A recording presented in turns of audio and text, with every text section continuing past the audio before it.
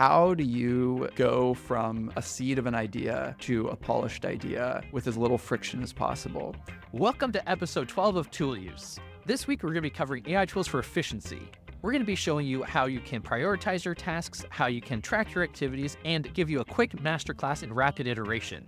If this is your first time watching Tool Use, it's a weekly conversation about helpful AI tools where we teach you what is possible today with real examples. We also talk to other AI tool makers to share their perspective, experiences, and help spread the knowledge. I'm Mike Bird, talking to Ty Fierro, and this week we're joined by Jason McGhee, the CTO and Co-Founder of RIT. He's also put out a lot of great GitHub projects, a lot of open source AI tools. Really happy to have you here. Jason, how you doing? I'm doing well. Thanks for having me. Absolutely. And Ty, how you doing this week? Yeah, I'm doing great. I'm excited for today. Should be a good one. We got guests back on the podcast after last week, so I'm excited. Yeah, it was nice taking a little break, but we want to get more builders on. But Jason, a couple weeks ago, Ty was talking about your project Plock and how excited he was about using it. How'd you get into AI tools? What's your story?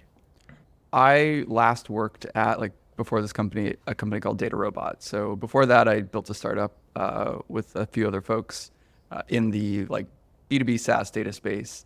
And we sold to a company called Data Robot, which is an automated machine learning company.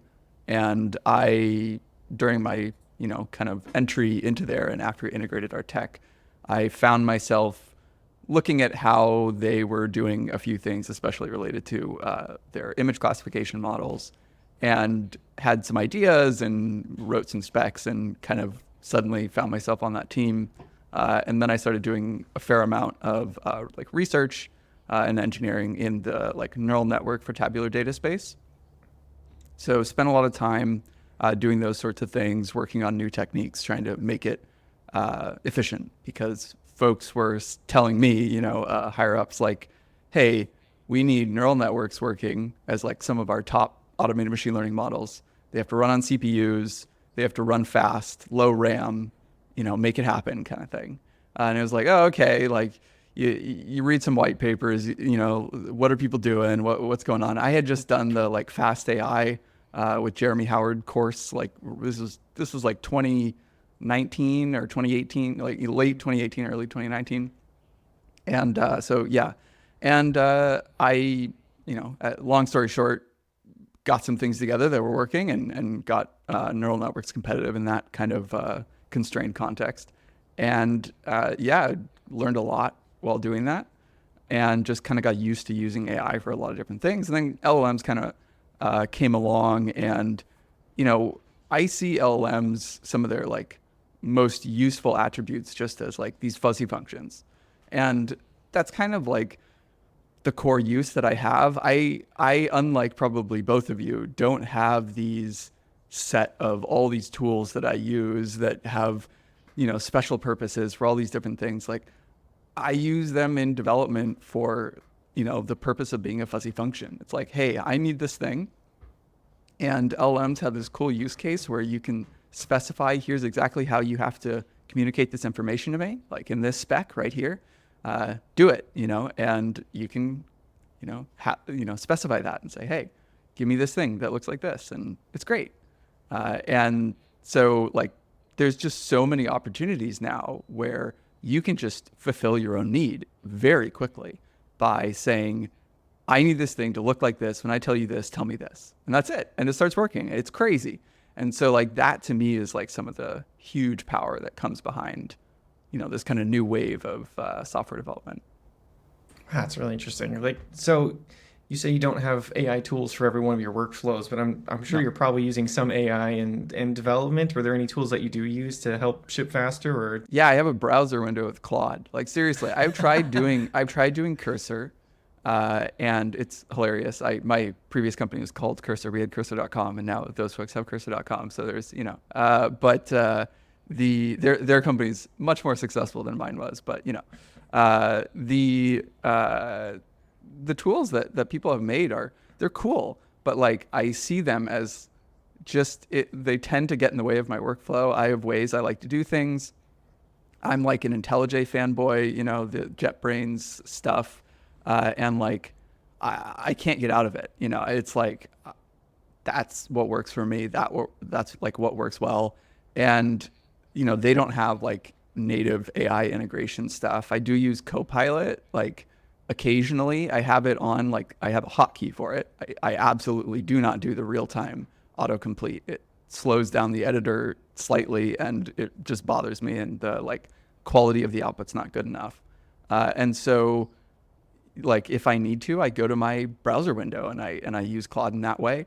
And then like we use like Bedrock. We have AWS Bedrock, right? Which is doesn't use like third-party APIs. You deploy it and you have it, on like in your VPC on AWS, and like we use that totally. But that's not like an internal tool for me. That's like how do we integrate it into our product kind of thing.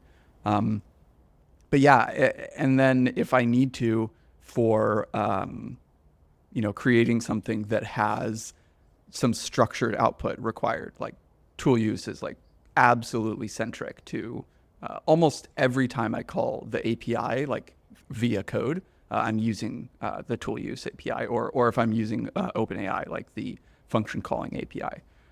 So yeah, like I built Plock because like I have this situation occasionally that comes up, which is like, hey, I really am doing something right now where I need a really tight feedback loop and I want this thing happening in the place I'm living. And so that kind of tight feedback loop is just a theme of development for me, always, for anything I'm doing at any time on any project. Some of the first things I do and time I spend on it is how do I make this feedback loop as short as possible? And I'm not like, hey, we need to like rush to get this thing out or crank to, do whatever. Like if you tighten your feedback loop enough, it's just, you can hit flow state so quickly because it's just like, I do this thing, it reacts. I do this next thing, it reacts. Like, just doing that and getting that like working nicely. The classic, like, all right, I am hitting the button. Now it's compiling. I have to wait 45 seconds. Okay, now I can try this thing. Like, holy shit. Like, I can't do that. That's not, a style of development that I can do. And so, yeah, long story short, just AI tooling is not something that has hit the, point, like the tipping point to the point where I'm like, this is central to my workflow. But like Claude is, like Claude Sonnet, especially, V2, honestly, like people are like, oh, it's so much better.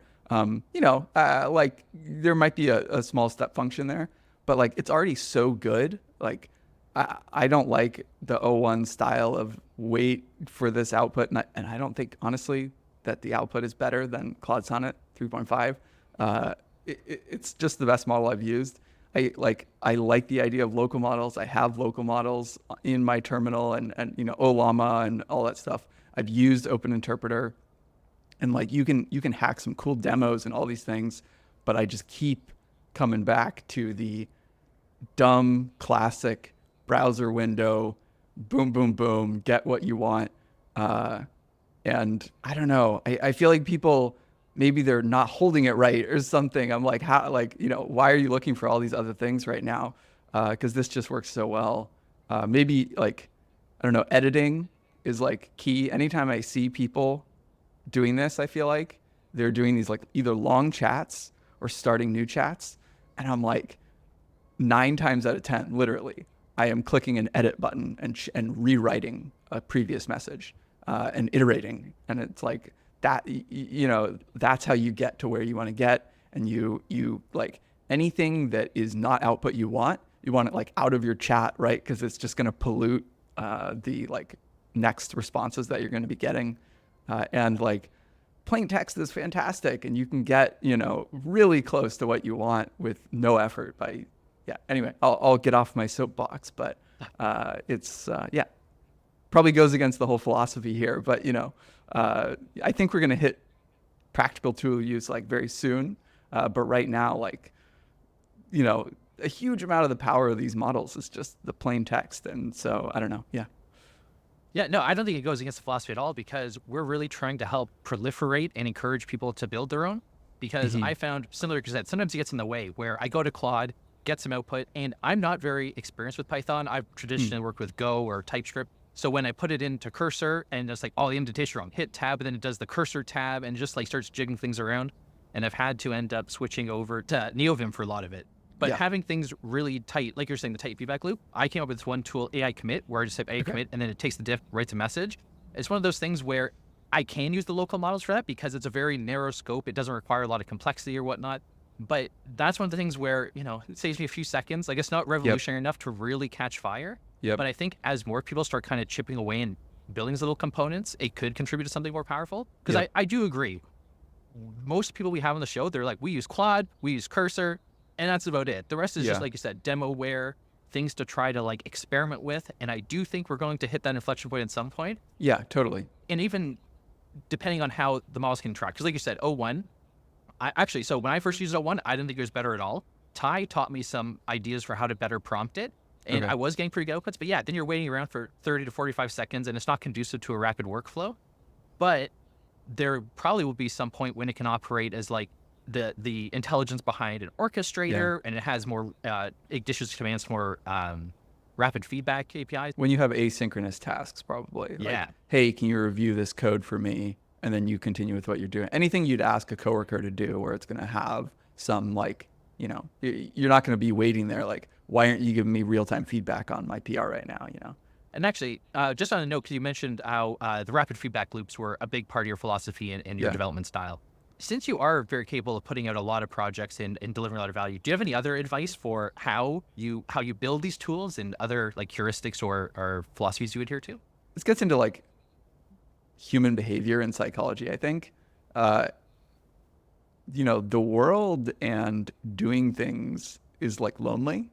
And so you can actually, you know, if you have like another person to bounce ideas off of and talk to and, you know, these sorts of things, it can really help with motivation, with thinking the problem through out loud for yourself and like getting a sense of like, yes, this is kind of what I want to do and this is what I want to build. And thinking about the problem and getting all the pieces like in your working memory is some of the most critical aspects of actually building it. Like, you know, you can write a lot of code and you know, I've seen, you know, folks who they're like, oh, I'm going to do this project, and they do the project and they do what they set out to do. But it's like the amount of effort and code and like all that stuff is like, boy, this could have been done like much simpler. Like they really did so much more like than they needed to. And I'm sure it took them an incredible amount of time to do all that. And like a lot of these things that you can build, the actual like amount of code that's necessary is like not that much. It's like, you know, a few thousand lines or maybe 10,000 lines or something like this, which, you know, if you know what you're doing and you're in a flow state and whatever else, like this really doesn't take that long to do. And it's about like building the right thing, right? At every step of the way and every piece for the project, like building the right thing, making the right choices. And so I say all this and I'm coming back to, you know, one of the like major use cases that I use like these, you know, smart chatbots for, in addition to the fuzzy function, is just to be able to talk out ideas, just to be able to say, hey, here's this idea, and you know, let's talk about it, kind of thing. And yeah, and one of the things that Claude has a major problem with, which I think has gotten a lot better in their little small refresh, is like one of the things that I saw change. You give a terrible idea, you give it the worst idea, like it's an awful idea, and it's like, oh man, what a great idea, let's do that, like let's talk about that. And it's like, you know, that's not good because it's going to mislead, especially like junior developers. Like, hey, I have this idea and it's like this, and it's like, oh, what a interesting thing, let's do it, you know. And it's like awful, and they're just wasting their time. And like that's totally okay. I'm wrong all the time, right? And it would be great if they gave you tough love and they were like, boy, that's an awful idea, and you're like, oh, okay. But anyway, it's good to talk things out, good to plan. The like your superpower for being able to build something is to actually think it through and say, hey, what should this look like? And so one of my projects was REM. I saw things about, this idea of, hey, if you could, go back in time, wouldn't that be cool, right? Like this is just this idea that I was doing this thing earlier and it's like no longer on my screen, right? So I use JetBrains, and one of their features is like local history. And it's not Git, it's their own thing, and it's like wildly powerful. You are building something, and there's something that you built earlier in the same like file or somewhere else in the repo, and you want to get back to it. Like, what do you do, right? In other editors, you're either screwed or they have this like not super great similar set of features, or hopefully you did a Git commit and you can go back and Git, right? So, and if you hold Git right, you can do that pretty well too. They're like Git stash list -G is like you can grep through your stashes, or like you can search like the ref log like pretty well as well if you know how to do it right. But local history, you just say show local history, and it's like this massive thing of everything, and then you start typing and it's search, and you can find exactly what you were, and you can roll back to it. You can do these like you click little arrows and it like inserts it back into the file, this kind of thing. So with REM, the idea was, oh, can we do that same thing, but like for, my desktop, right? And I certainly don't want to pay someone else to, make me pay for my data. And so like, how much effort is this, right? And so you need to be able to take screenshots. Okay, like that's a thing. Like that's an OS, API. I have to like search to find out what that is, which, great use case for an LLM. Hey, how do you take a screenshot of this thing? And it needs to be like, asynchronous and non-blocking, so that it just like works. And you want it to be efficient. And fortunately, people made this tool called FFmpeg. That's like one of the greatest tools ever made, and so much software makes money off of FFmpeg. So okay, I don't have to like invent any crazy algorithms about how amazing efficiency is. I just throw it in FFmpeg, and there you go. It did, automatic like compression based on diffing between frames and all this stuff. So you just hit, start the thing, sit here, don't do anything, and it's like not taking up any space because it's like didn't change, and that's about all it stores. And so being able to just record all that, and then OCR comes for free in Mac as well. Like it's literally an API, and it's like fantastic, better than Tesseract and the other like similar things.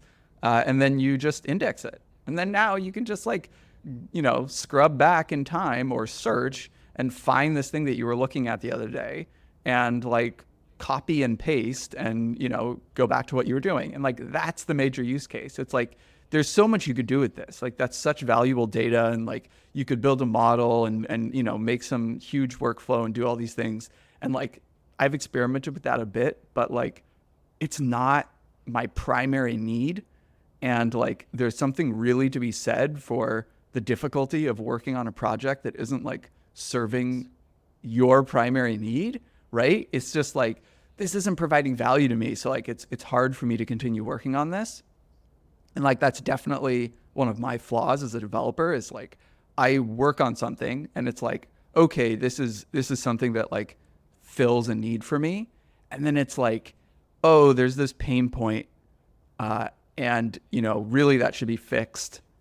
And it's like, yeah, like I should fix that, but then work comes up or other things come up, and it's just like it continues to fill my need how I use it.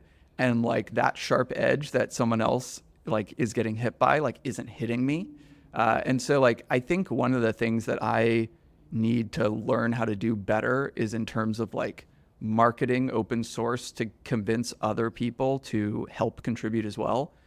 So like every one of my repos that has like gotten some modicum of success, it is stars, not contributors, right? And so the metric that like I want to optimize for when I have time to put into learning how to do it better is like number of contributors, right? Like to me, that's like a much more valuable metric than how many people said, oh, that looks cool, right? It's like people who actually want to, like I'd rather have like 5 people actively contributing to a repo than 50,000 stars on GitHub. Like that, to me, that's like so much more, like it proves to me that it's valuable to a few other people that they want to put time into working on it. I love that. Now, I think to go way back to touch on something you mentioned about Sure.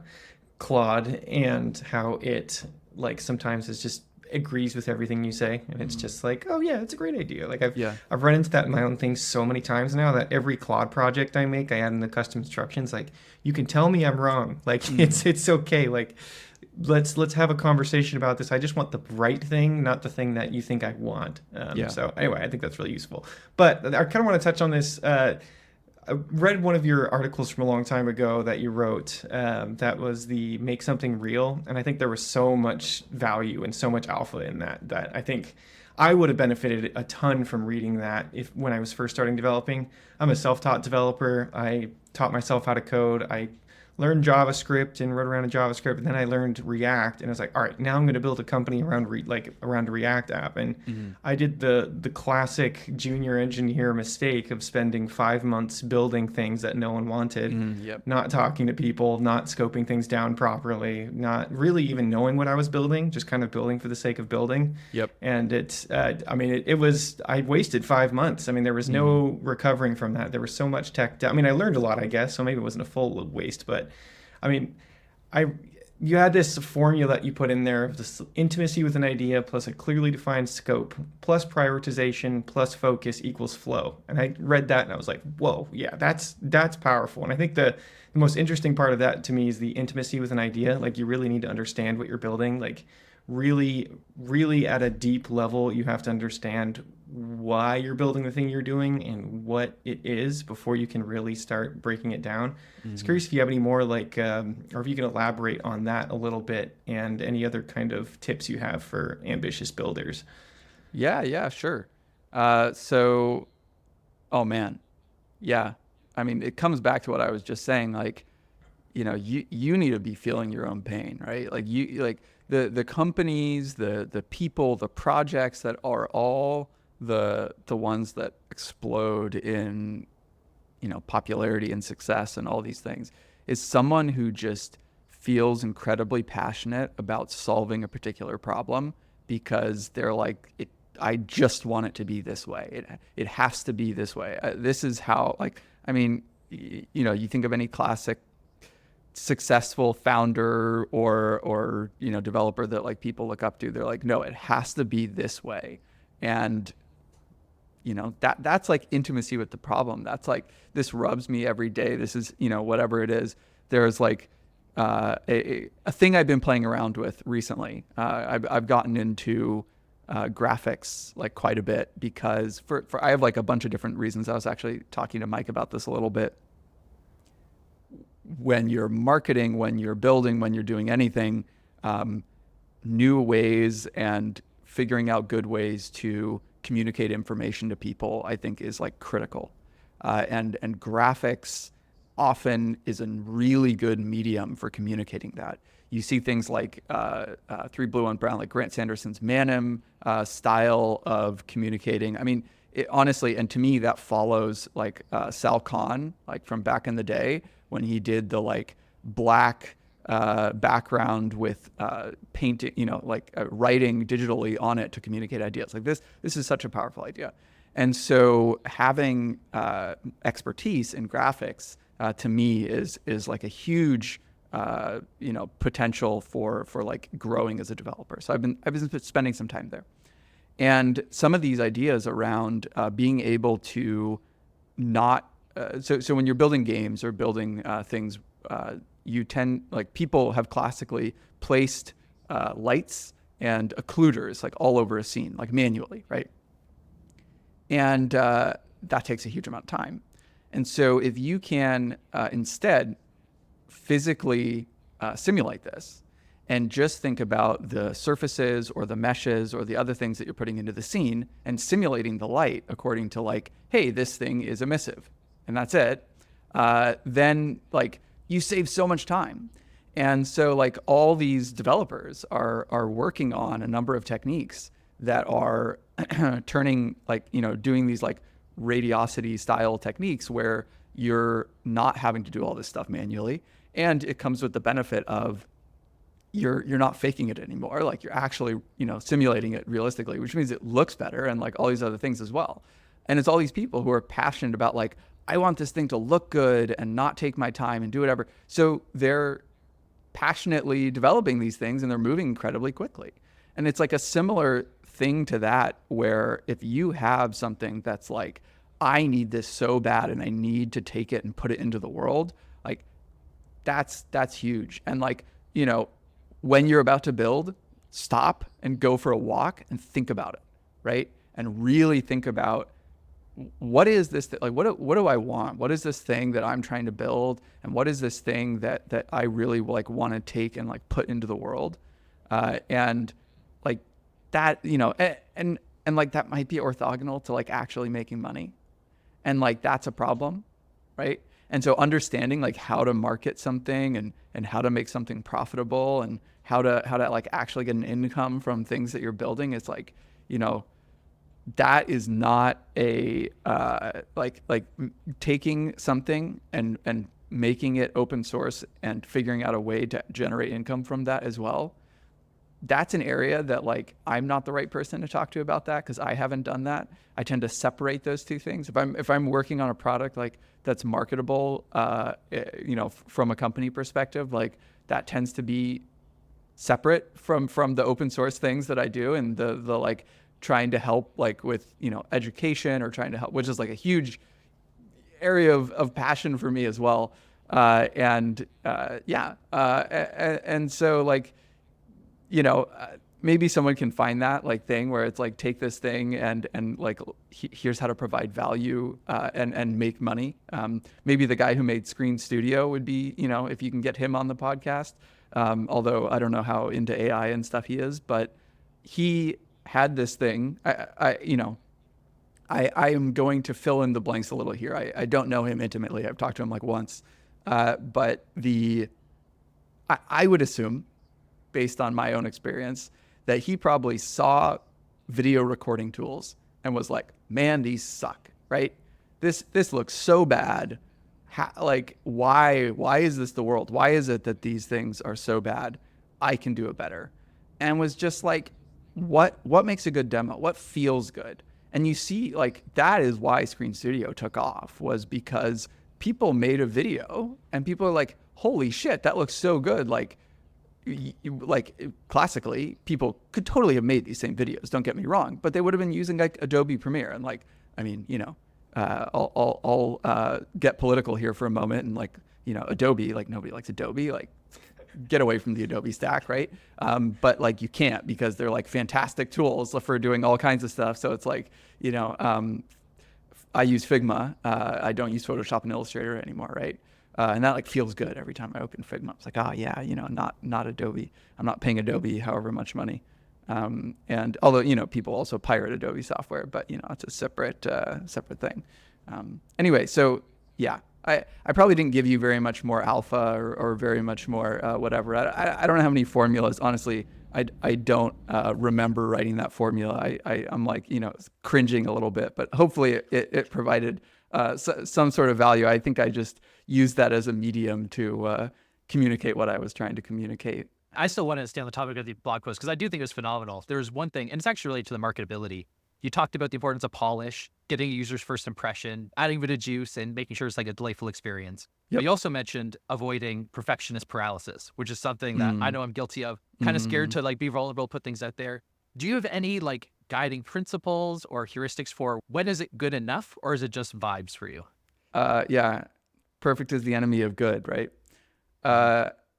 There is a sweet spot. If something sucks to use, and you could have spent a bit more time on that, you probably should. At the same time, yes, perfect is the enemy of good, right? You can't polish something forever. But at the same time, like if you can take a video and like if you hit that point where you can record a video and it's like, yep, that worked how I wanted it to, that looked good, that's huge. Honestly, like I use this philosophy like in my company too, where engineers, like we record a video on a PR. This is what you do. Like you every PR you record. I mean, if there's a visual component, like it, so mostly front end, but there are things on back end too that it makes sense to do it. You take a video, and like 9 times out of 10, you find a bug when you're doing that video. And like, okay, maybe not 9 times out of 10, exaggeration, but like you often find a bug when you're doing that, or you find like a rub, because you're like, okay, I'm formally doing this, no shortcuts, right? You're not like, when you're developing something, you get into like hey, this is how I'm holding this thing. And like, this is the operation I'm doing. And I set my environment up in a very specific way and do that thing. And you do that the whole time you're developing. But when you take a video, you take a step back and you're like, I'm communicating this idea formally to someone else, right? And so to do that, you kind of change how you're presenting it a bit. And you're like, how do I take this thing and communicate it to someone who has no context, right? And so now you're having to like hydrate this idea with context. And so you do it slightly differently. You do it in a way that like gives the whole picture. And then often it's like, oh, that broke. Okay. Or like, oh, that like didn't feel very good. Or, oh, I just rewatched that demo I just recorded and like that didn't communicate what I wanted it to communicate. And then you can go back and you can like fix it, right? So, yeah, that to me is like, maybe that's just vibes. But if you can say like, yeah, that like is communicating what I want to communicate, then I think you've kind of hit that point. And there's like all kinds of things that's like, it's going to feel like it's not ready. You're like, this sucks. This like, whether it's like, cause it's ugly or because it, whatever it is, but like, that's what comes back to, is it solving the problem that you want to solve, right? Is it actually doing this thing? Are you providing the experience for yourself, right? Like, be selfish. Like, is it providing the experience for yourself that is what you want it to? Because if you can do that, then you can give it to someone else and they can get value from it too. And if they're a builder or a developer, like, they can fix the problems that they have. It's so unfortunate that like people are scared to code. Like, I really want to spend more time on figuring out how to write or build an experience for folks to like learn how to code in a kind of fearless way. I tried to start a series on like my philosophy around how to think in terms of like code, and I'll probably continue on that. It didn't really get any kind of positive reception as far as I could tell. And that tends to be a metric that I use for like, is this a good idea? Should I keep going on this? Is like, put it in front of people, whether that's like Twitter or Hacker News or a Discord channel, and like, are people engaging? And if people aren't engaging, like, maybe it's not a good idea. Like, maybe I was wrong. Maybe my initial seed of an idea that I had, on a walk or in the shower or whatever it is, was like, maybe not, maybe I was fooling myself a bit. Maybe I was pulling a Claude and like telling myself something was a good idea that was actually a garbage idea. Or maybe I'm approaching it or framing it in a poor way, and I need to kind of rethink that. I think it was a great perspective, and shipping it gets it into the hands of other people who can give you, fill in those blind spots and kind of give you that honest and critical feedback. So yeah, there's no exact time when to put it out in public, but if you wait too long, it's not a thing. Yeah. Here, I'll throw a wrench in the show. Do you want me to demo the little thing that I was, Yeah, absolutely. Okay. Yeah, go for it. All right. Okay. So totally not what you were expecting, I bet. And it's not really anything to do with AI, but it has to do with having a tight feedback loop. And it has to do with figuring out ways to go from, idea to end product, and having this kind of flow state and this continuous feedback loop, which is so much more critical than almost anything else, in my opinion, is tightening your feedback loop, getting real-time feedback, getting a live development. And this is something that like I'm quite passionate about working on as a problem. And I'm still figuring out the right way to do that. So here's this little thing. This is just, some basic path tracing, real-time path tracing to have like light and shadows. So here's this like little environment, and I have a little time slider. I can hit play, and it's a, set of animations that I just wrote down over here. And I can go back in time and replay it and go to any point in this. And when it's like partial, I can change things about the scene, and do all this. But I can also go in here. It's all live development right now. Change this to hello. Now it's hello. And that was a, code change that changed how this worked. I can also go up here, and, we have this global illumination shader. And right now it's like how many rays are being cast from every pixel, blah, blah, blah. So I can change it to be like much lower. And now you see it's a lot more like a noisy of a picture. Hopefully that came through. And, I can make it here. I'll do like 2 here. That should be really obvious. Now it's like completely gone, and now, it's back, or it's actually not quite back properly because it didn't walk enough distance. And there you go. Now it's sharp again. And so I'm changing the shader, and it's like updating live of what's happening here. And so this kind of feedback loop is instantaneous, maintaining state, and without having to, all I have to do is like change code. And so similarly, like right here, we have this rectangular thing that's following my mouse, right?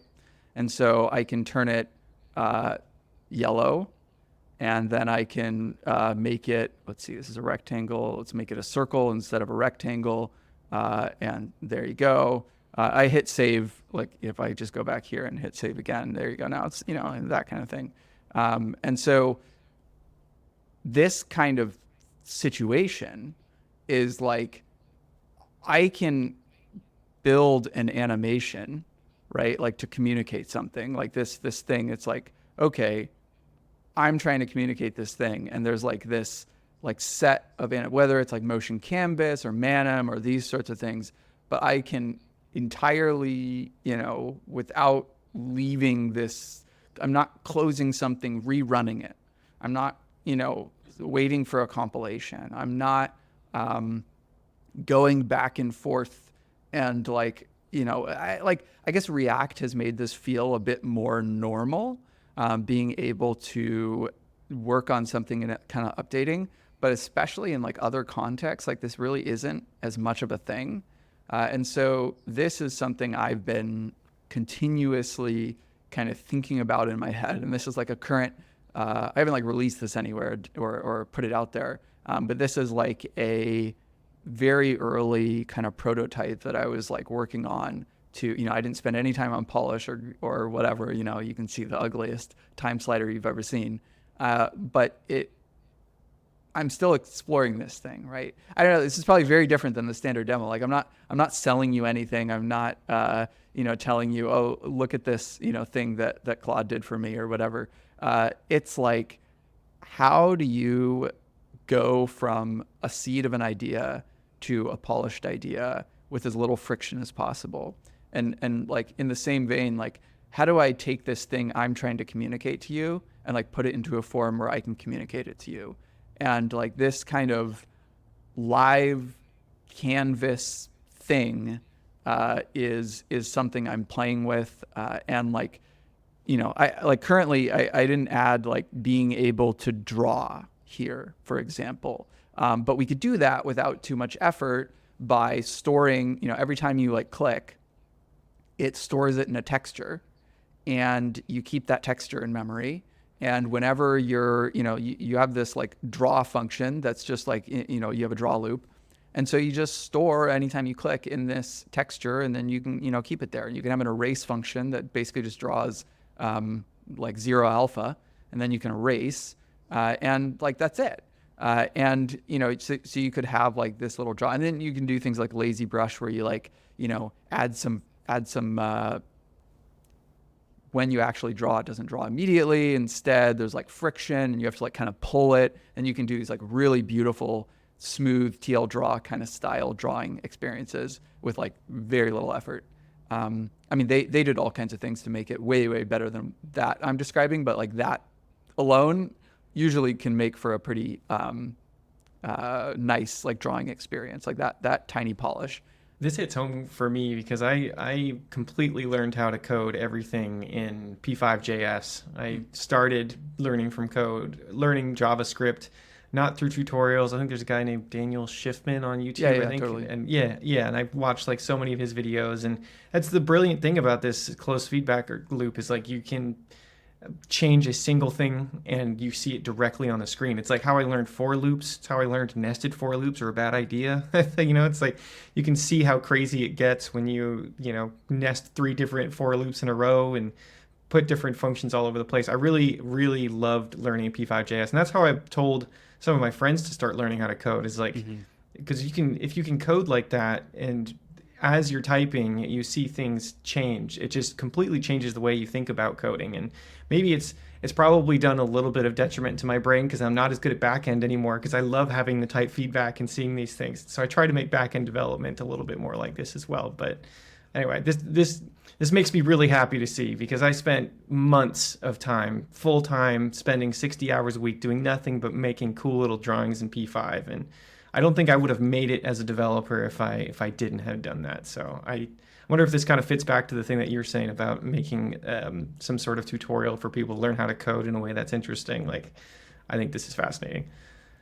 Yeah, I think that it's like the more you can do where you're flexing the muscle that you need to like actually, start being productive is like totally worth doing. And so, for example, for you, it was this idea of you basically building systems thinking, right? Where you said, I have this idea in my head and I need to formulate that in code in a way that actually is that thing, but actually running, right?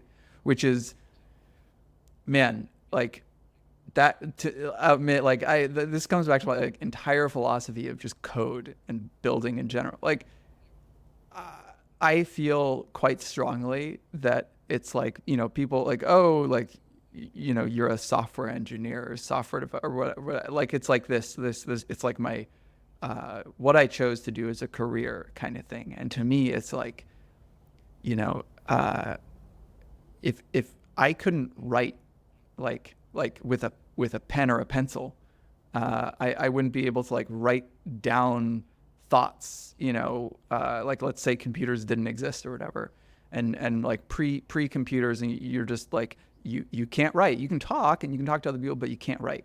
You wouldn't be able to like put your ideas down on paper to like show other people, or to like have this like slow kind of mode of communicating ideas that you can really only do if you like write them down in some form or another. And to me, like I mean, it's not a hobby career path like thing that you do. It's just, this is how you can take a thing that's in your brain and like make it a real thing. Like, and not being able to do that is like, to me, like closes off like an entire like way of like being in the world. Like it's just like one of those things that like I think literally everyone should know how to take an idea that's in their head and like put it in the computer, whatever that means, right? And there's like a lot of ways that can happen, and a lot of different mediums for that to happen. And code is like just one of them. But like being able to like write code is just a way that you can write something that is interactable and live, as opposed to something that is, say, a drawing, which is like also an absolutely incredible skill to have, being able to take an image in your head and put it on paper or put it in the computer, whatever, in a way that actually communicates what you're thinking. And so being able to do diagramming and being able to, do not necessarily like beautiful art, which is like, a whole other incredible skill set, but being able to just say like, here's this representation of an idea, and knowing how to like represent it in a way that you can communicate it to other people. And so how I tend to do that is through, kind of interactable experiences. This is something I've been experimenting with over the years. So I wrote a couple of different blog posts. One was like a falling sand simulator. And the way that I kind of stepped through all that was, actually here, so being able to say, okay, if you're making a falling sand simulator, like what are the steps that it takes to go through this? And so I start with just like, placing pixels on the screen that have like some different color, right? We're usually maybe starting with varying the color so it looks nice wouldn't be the first step, but like it helps when things feel good, right? And so how do you put things on the screen? How do you make it so, things go from the top of the screen to the bottom of the screen, and doing it in like a naive, simple way that isn't right, but is about the simplest way you can do it. So it helps to think it through in that way, right? But then there are issues with it, right? It doesn't look like it's falling, it's teleporting, so how do you do that? How do you make it actually fall? And then, once you've done that, it's like, well, sand's not supposed to start like stacking like towers. So how do you make it so it actually like goes down and falls in that right way? And then, how do you group it so it falls in that, that kind of thing. And then we didn't, that doesn't look like a particularly good simulation. So when I go on to show, oh, you can actually add velocity and acceleration. And now it looks like, and again, at least with the preview that I'm seeing, this looks absolutely horrible. But if you actually go to the website, it feels good to use, which is kind of where I needed it to get to in my mind. And I go through like, how to build all these different things. And I've done that like more recently. I played around with similarly like, lights and shadows a bunch. And so being able to, here, we can make this a little bit bigger, being able to just put light on the screen and draw shadows, that kind of thing. And I go through this whole thing and like, talk about, how each of these pieces work and how, all these different things, what the inner workings of these are with like interactable sliders, and, you can interact with how it all works everywhere throughout the whole thing. And so I'm continuing to explore like, how do you communicate ideas best, but like getting your hands dirty and working with these things, I think is a really helpful way to communicate to people, like how to think about these things and get them like used to working with them and used to these ideas. But yeah, I this is like kind of a lifelong pursuit of mine, is like, how do I build an environment? How do I build an experience for people to make it as easy as possible for them to gain this skill of, code and systems literacy, so that they can make a thing real, which like we are like at the point in society where just about anyone can actually like make a thing in their head real without huge funds of money to build factories or build, processes for like manufacturing processes, or get a labor force to build something for it. Like they can literally do it with nothing else other than a computer. And like, AI is only making that even easier and even more interesting to like ideas are possible. Anyway, so that's my perspective. I think that's excellent. I remember when I first got into coding, people described it as a superpower, being able to turn nothing into something using only your brain.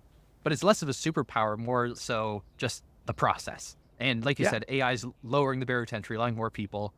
Along the same lines of the rapid iteration loops, which I agree are incredibly important, but outside the scope of teaching, education, or prototyping, when you're making engineering decisions as someone who starts companies, Sure. how important is it to choose things like language or pipelines for that fast iteration versus things like compiled languages, which might end up giving you more end user performance, but really slow down the development lifecycle? So I don't think you necessarily need to settle. I also think that there's a lot more that goes into the equation than how you laid it out. One of which being, can you hire people to do it? Like without a lot of effort. Hiring's hard. And, picking an esoteric language might not help with that. Conversely, it could better focus your candidate pool, like interestingly, where if you pick a particular set of criteria that you're looking for, it kind of might self-filter a bit. So for example, like to me, the classic example is Elixir.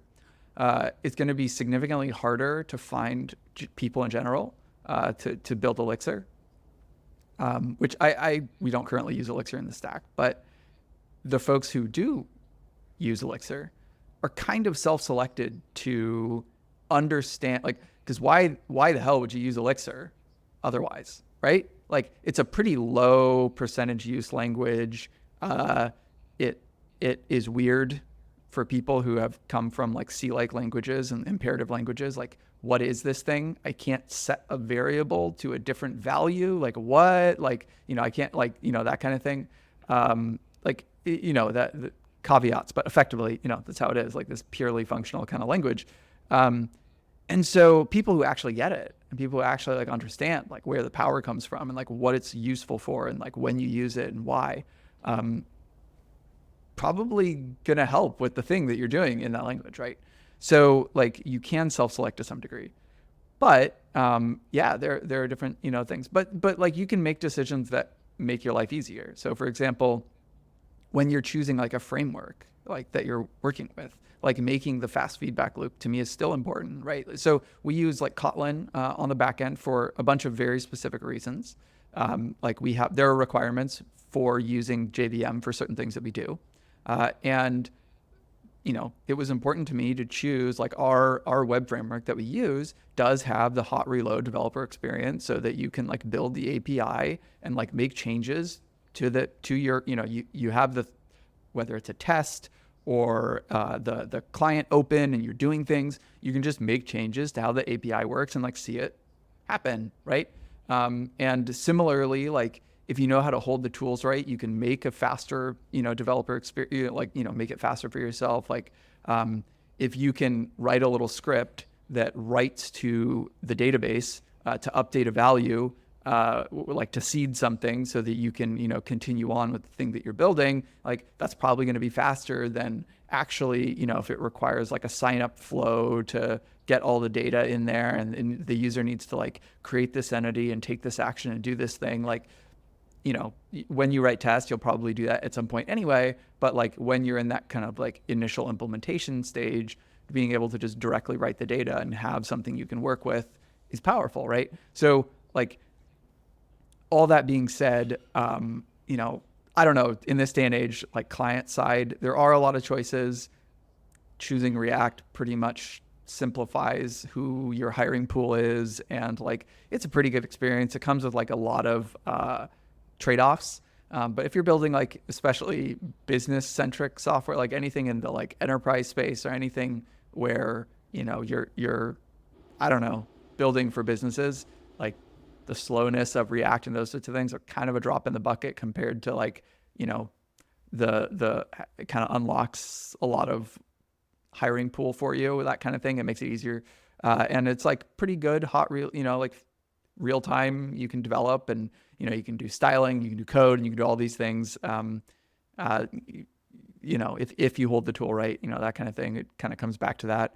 And then as far as like you have hot spots where you need to use something fast, like, so use that, right? Like use FFI and like build something in Rust or build something in C and just compile it to a binary and call it from whatever language you're using. Like most modern languages have FFI bindings or similar like native interfaces. And if you need something that's like super, super fast in that way, you can build it like that. Or you can build a microservice and you can make an API call, depending on, can you like reduce the problem to a point where this is the thing that needs to be fast? And, can I like set the latency in a way that like I need to do something up front and I can batch the work together. And there's like a lot of expensive work that has to happen, but like I can wait some number of milliseconds between when I'm, asking for that information when I need it. If that's not the case, again, like, maybe native is what you need. Or if you have cases where like you are building a server that needs to be insanely performant and have super high bandwidth and all these things, then, you need to make those trade-offs and build in that way. But you can probably still find a way to set things up such that you can have a fast feedback loop. With like, for example, Rust, it has, slow compile times is like kind of a feature, some might say, of the language. And there are reasons for that. But there are also things like, do you need all those dependencies that you have that's slowing down your, environment? Or like, is there one function that you're using from that massive library and you really could just, it's MIT code, go look at it, figure out what you need, only use that, right? And there's tons of other things. You can like use a different linker, and you can use like faster code gen when you're doing development, right? You can turn off all the extra optimizations that slow things down. You don't need it necessarily to be super performant while you're developing. So like you can get there, like right, you can tighten all those feedback loops, but you should, because it's developer experience, and it's not just about how much you can get done. It's about like how much it grates on your patience and motivation, and like if something is tedious and it kind of sucks to do every day, you're gonna get tired of it and bored and unproductive and don't want to do it. So if things feel good to use, like you shouldn't sell that short. That's something that like keeps you excited. Wow, yeah, that's a lot to think about there. I've built a lot with Rust, and sitting there waiting for it to compile every time is pretty painful. But yeah, like you're saying, just make a function, do the FFI, use it when you need to, and yeah, make things fast. That was really interesting. Have you like swapped the linker and done crane lift and stuff like that?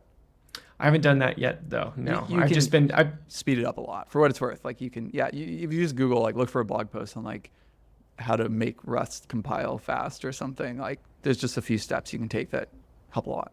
I've played with some Atari apps before, and messing with the Rust backend is kind of painful. So I try to do most things in the front end, but yeah. Oh, that's really interesting. Should we show off some of our demos, Mike?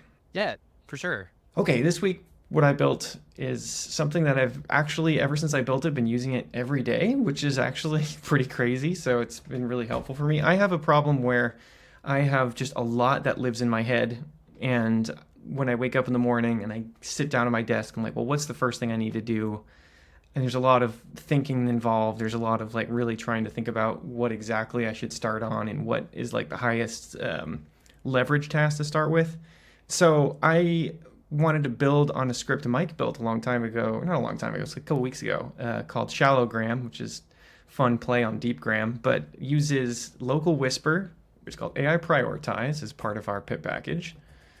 You hit AI prioritize, and now it's recording. So now I can just dump all of my tasks into it, just brain dump. So I can be like, man, I'm not exercising enough. I don't think I'm, getting enough walks in. I really need to give my dog some more experiences. She's been pretty lazy. I've got work I need to do. I've got GitHub PRs to squash. I got to clean my house. I've got to clean the kitchen. I don't even know where to start. There's just a lot going on in life.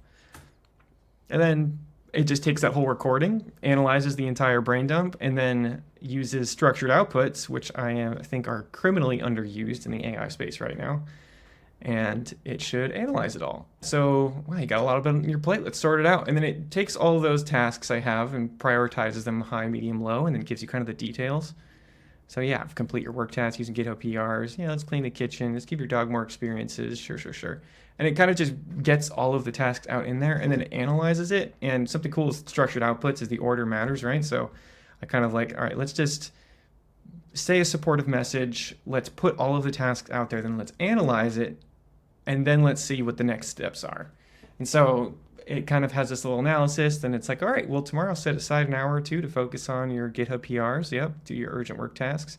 And let's do a 20-minute walk during lunch breaks to boost physical activity. And so it really kind of amalgamates these. And I don't think I gave it the best input there, but what I've been using it recently for is it'll find things that are similar, and it'll try to think about ways to combine them into single tasks, which is really helpful. And so I've actually been using this every day, like multiple times a day. I've said that multiple times, but I think that's, build things for yourself, build things that solve your own problems. And this has solved my own problem multiple times over now. And I'm really excited to keep using this. And I think it's also at a point where it's a bit feature complete. Like there's not a lot more I want this to do. Like I don't need this to do a bunch of different weird integrations and add it to my to-do list. I really just want to brain dump into it and then for it to just spit out the things I can start with. And of course, take all this with a grain of salt. It's all AI, right? But like, that's pretty good. And I had a brain dump yesterday into it, right? I talked for like 15, almost 20 minutes and just went on this big, long rant about all the things I have to do. And everyone's got so much on their plate. And but I kind of just said all of the stuff in there. And it really summarized it down. And it was like, okay, there's some common themes here, and it seems like most of your stress is deriving from this thing and this thing. So let's do that, because if you do those, your stress level will be decreased. And anyway, it was fascinating. So I'm actually really impressed with how well it worked. Most of the time of this went into prompt engineering. The script itself was kind of actually one shot with Cursor and Claude. It was actually really easy to build, but I just really wanted to tweak the prompts to get it to the point where it really understood kind of the task at hand here. But yeah, that's my demo. So when you're writing specs for structured outputs, how do you do that? I kind of just do I really enjoy OpenAI structured outputs and just writing Pydantic classes. And so I do that first before anything. So before I even write the code, I kind of just write like, what do I want out of this thing? And I'll make the core Pydantic class, and you can add little descriptions in there, which are like little mini prompts for it, right? And so, and then I really have to think about what the order looks like, because I think the order is so important, because you can actually get O1 level, maybe not fully O1 level, but O1 level reasoning just through having it go each key in its structured output. So yeah, I always start with the Pydantic model and then kind of go from there and tweak the prompts as I go. Yeah, there's something to be said, like two strong perspectives I have for success on outputs. Just because, you don't actually want some information doesn't necessarily mean it shouldn't be output alongside the other information. So there's kind of two classes that I see in the outputs for like structured output, which is like the things that are going to help it succeed and the things that you actually care about getting back. And so, like, for example, for this kind of thing, you could have a field that's like, put all your reasoning for why you did everything you did, respective to each step in this little list of my reasonings or something, that outputs alongside everything else. And it might take a little bit longer to output everything because it has to take the time to like write those additional outputs, and it's going to be a bit more output tokens. But like that will help so much with like, one, keeping it like on the guided path of like actually thinking through things properly, like out loud, in essence, filling its context, working context with like this information that's like helping it guide to improve its output, even though you're not going to use it, right? And so like if you have something like, let's say you had like a yes, no question, right? And you're like, I want you to output yes for this thing and no for that thing. And that's all you output. You don't output anything else, just a single word. Versus also give me like, a one pager on why you said no or why you said yes. I don't actually care. I'm not even going to look at it. I'm only actually going to parse the yes or no, but it'll suddenly be doing dramatically better in terms of like the quality of the output because you had to actually think out loud and think through all these things. And so I don't know, that's like, to me, that's like a really important thing about that. And then I also see so many people when they're writing their like open API-esque like specs, they like don't use descriptions or don't, or it's like a few words like you'd see on like someone's shitty open API spec that they wrote for their company. And it's like, oh no, that's like literally the prompt. Like you have to have that thing be as high quality as the rest of your prompt. And it's just a sentence here or two sentences here. And like, you have to tell it like, no, please, that is required. I know I put it down in the required section down here, but sometimes you ignore that. So like, please, this is definitely required, that kind of stuff. Begging the tool to do the thing that you want it to do. And so, I wouldn't sell that short. And then Pydantic, it's a great way to kind of structure things. Another way that I think shouldn't be sold short is writing like a meta prompt where you tell it, hey, here's what I'm trying to do. I'm trying to structure output in this way. Here's an example of what I want the output to look like, and have it write the spec. And it works pretty well. And you can take that spec and, whether it's Pydantic or whatever, you can have it structure it however you want, just for a first pass. And like, you can hit the ground running with that. Like you could, like this kind of task, like what you just built, right? Like, obviously the polish passes is something you just kind of have to do yourself, but like a first prototype of that with the spec and the structured output, really all you need to bring to the table is like, here's what I want it to look like. And that's it. And you can have it write the whole spec for you and write all the code that does it and write all whatever. and at least see kind of like a first pass. So I highly recommend trying that out yourself, having it generate its own spec for the structured output. That makes a lot of sense. I actually, my development style has changed a lot. I think I really enjoy audio and like kind of programming with words, and so I use a tool called Super Whisper, but you just kind of start talking to it, and that's how I built this. That's how I've built other scripts. I'm a big fan of Cursor. I use Cursor Composer, and I can go in there and I just kind of brain dump on it. And these things are really good at kind of just understanding a wall of conversational text. I mean, so I will tell it all of the things that I'm thinking. I will tell it what the desired outputs are of the code, how it should be generally structured, and kind of what the overall purpose of the AI is in there. And it's pretty good at it. And it understands, and also like Claude Composer also like understands the context of my code base and knows the different places to pull code from, and it knows how to generate a structured output with OpenAI. And so it actually did a lot of it first, but I told it the like structure I want out of it. And so anyway, I think that programming with voice is underused, and it really helps like get your thoughts out there. I think just thinking out loud too, and that's like the whole purpose of like the rubber duck debugging, like it's not, you could sit there and stare at your screen all day and try to find the bug, or you could literally just talk to something on your desk. I've talked to my dog before and just been like, I can't figure out why this isn't working. And it's so helpful because just getting your words out there and thinking through the problem yourself just gets you so much further than staring at a screen. Yeah. And like it's easier to do voice than I think a lot of people realize. Like if you have a Mac, for example, there's like a button that you click, and that's the mic button. And I feel like a lot of people assume that's probably like mute or something. And it's like, no, that's like you click it and you can talk and it types what you talk. And it's like pretty good. And you can do that in an editor and it'll work, or you can do it in your, prompt, whatever. And even found when I first started like programming with voice or just using voice more, the way I talk is very different from the way I type. And I try to be a bit of a perfectionist with it, where I take long pauses and really try to articulate myself. But when I transitioned to just brain dump, get everything out there, stream of consciousness, even if it's not like pristine, exactly what I want, because the LLM, like you said, is a fuzzy filter almost, it can take the concepts I want and give me the output based on what I'm trying to get across. And just by doing that, I've found to become a better speaker. So it's one of those things where if you want to practice a skill or improve a certain way, just doing it more. And I do feel that because it's a different part of my brain, I do get these different perspectives when I can start typing, next go to speech, and yeah.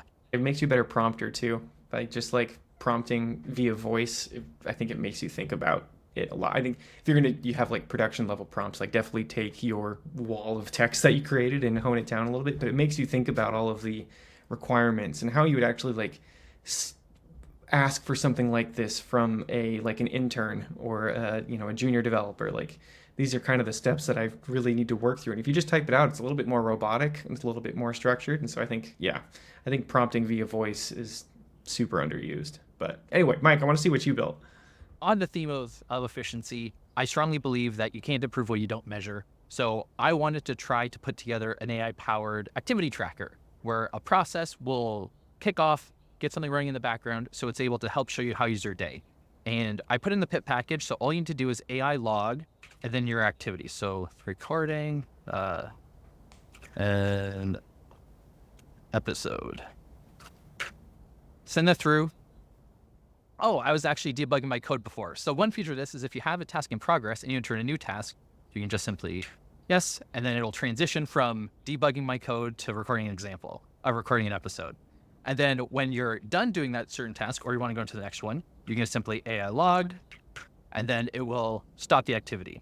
Now, this is storing the activities in a SQLite database, so everything stays local. And if you want to query it, it's just AI log, and then tell me what I did yesterday. And then it'll come out with the list of all the activities you recorded yesterday. Now, not to mislead anyone, I didn't actually spend 15 hours programming. I didn't end the activity. So still a work in progress where we need to figure out a more robust way of actually making sure the activities end when they do. But the trigger word here is tell. So if you just say AI log tell, and then followed by natural language query, whatever you want to do. Tell me which activity I spent the most time on today. So spent the most time today debugging my code. If you want to see the way I have it set up, you'll notice in the table, it actually categorizes it. So what it does is it takes your natural language activity and it puts into a category, either an existing one or it'll generate a new one. And you can see the activities with the category keyword. So category list will show you all the different categories. And now you also have the ability to rename categories. Like for example, academics/research. That's not really what I want. So you could rename it. You can merge two activities together. So if the AI is too ambitious in regards of creating a new category instead of just adding to an existing one, you can merge them, you can rename them. And because everything's in a database, you can query it and see. So say you let the work on software go for 15 hours. You can actually just go back in and edit it like you would with any other SQL command. Out of curiosity, why are tasks sequential? Seems like you want to be able to do multiple things at once. I'm trying to optimize my focus on a given task. So instead of multitasking, I do want to have a singular focus. Okay. The validity of that is still up in the air. And I do think having sequential things, whether it's, a long running process in the background, you want to time it. But when I'm at my computer, in order to be at my best, I do want to have a singular focus. So this is trying to just nudge me that way. But this has so far just been built for myself. And I'd be really keen to see how people use it because, having multiple things going on, working with Ty on figuring something out. Oh, I got to do some coding as we're on a call together. There's definitely overlaps that shouldn't necessarily be stored as sequential, but still a bit of optimization to do in terms of the flow. Yeah. And the other thing I noticed or picked up on when you were doing this was you don't differentiate operational commands with product use commands. So for example, if I were writing this, I would have separated there's one command, however you branch the logic, one command for actually doing a query or an update or a show me the category or any of those things versus the record the, I'm doing this activity and I want to do, that kind of thing. But I'm guessing that you have it auto route. Is this a facilitation command or is this a new activity they want to record? Yeah. So the current implementation, and it's all open source, anyone's free to check it out, is AI log is the start stop command. Any natural language after that is the activity, except for the keywords tell and category. Those are like the hotspots. Interesting. Yeah. So because I was thinking, I will never start an activity with tell. Maybe telling or told. Like there's different things, different variations of the word, but the word tell itself, at least in the preliminary thing I did, will never come up unless you want the AI log to tell you something. Tell my coworker the bad news from today. Yeah. And it's like I had a big back and forth with Claude being like, give me words that just will never come up, and I tried to keywords. Okay. So keywords there. I don't think it's totally optimal yet, but in terms of ease of adoption, I think it's there. And then if I run into edge cases, update accordingly. And I do want to get this out there so more people can kind of play around with it. But if anyone thinks of an activity you do that starts with tell, I'd be happy to change it to something else. Yeah, I mean, so for me, there's either one of two approaches I'd probably take. One is if it's an operational thing, like a query or whatever, you could just do you have an underscore, at the beginning of the something, so you say anytime you want to ask it, query it, whatever, you just do an underscore, or do a, something like that it starts that way, or a hyphen or a dot, or it doesn't really matter. You just pick something that's a single character, so it's easy to branch. That would be one way. Probably what I would do, but that comes from a bash scripting, I write bash scripts all the time. The other thing you could do is just do a meta prompt and a really quick, is this, route it, is this or that.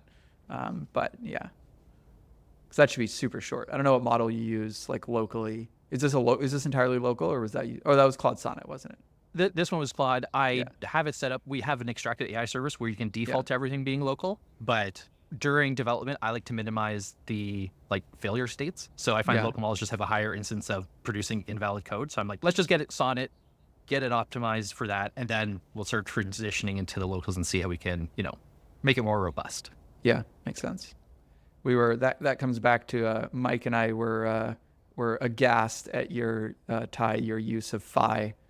In this day and age, everyone uses Llama 3.23b now if they're going to use a 3b model. So, that's fair. Truthfully, was the one I had installed. Yeah. You should do the upgrade. Yeah. There's some really crazy, cool, small models coming out every day. It's hard to keep up with them all on Twitter, man. It's wild. Totally true. It's a great demo, Mike. Thank All you. 3 very solid demos. Jason, really appreciate having you on. That was very insightful. Really appreciate you spending your time to kind of teach us your ways of building tools. While we have you here, is there anything you want the audience to know? I'm not a plug kind of person, but I'm sure you'll throw my stuff in the description, so that's plenty. But I encourage you to contribute to the community of like the world of building software. A lot of other folks can probably benefit from the things that you're working on, even if you don't think they're in a state for like other people. Put it out there. Other people might, at the very least, pick up on your ideas and run with them. And just like, hey, I had this idea. Here's this thing. You should just put it out there. That's how you find other people. That's how you find collaborators. That's how you kind of open the world for like what might be. I feel like a lot of people have concerns around like, I want to make this into a company. I want to make this a valuable thing. And so I don't want to release it because someone else is just going to steal it and go do it. And I won't get to. And like, maybe, right? But also if you never put yourself out there, it's just you and you're just by yourself. And like, look, like a lot of people are good developers. A lot of people can probably get really far on their own. But like collaboration is like so much more valuable than like, I don't care if you're a 100x developer or whatever, like just having a community that you can, stand with, right? Like is going to be so helpful for, long-term success. And so, really encourage like putting yourself out there. Yeah, we'll be sure to link your GitHub below. There's a few projects you have where there's an open call for contributors. So hopefully someone creates a PR, solves some issues, because that'd be really beneficial. Sure. Yeah. I mean, always welcome. Yeah, definitely. Cool. Excellent. All right. Well, have a good day, man. All right. Sounds good. Have a good morning. See you. See you around.